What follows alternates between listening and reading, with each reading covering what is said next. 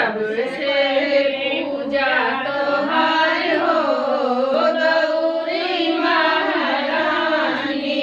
राधा से पहले लक्ष्मी से पहले, राधा से पहले लक्ष्मी से पहले, सीता से पहले तोहार हो गौरी महारानी।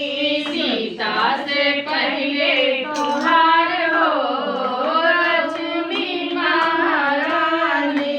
सबसे पहले पूजा तोहार हो गौरी महारानी। सबसे पहले पूजा तोहार हो गौरी महारानी। ब्रह्मा से पहले विष्णु से पहले, ब्रह्मा से पहले विष्णु से पहले, शंकर से पहले तोहार हो गौरी महारानी। शंकर से पहले तोहार हो गौरी महारानी।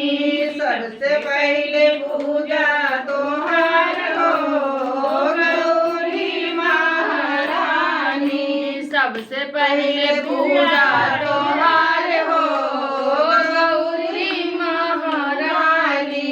सूरज से पहले, चंदा से पहले, सूरज से पहले चंदा से पहले, तारा से पहले तोहार हो गौरी महारानी। तारा से पहले तोहार हो गौरी महारानी। सबसे पहले पूजा तोहार हो गौरी महारानी। सबसे पहले पूजा तोहार हो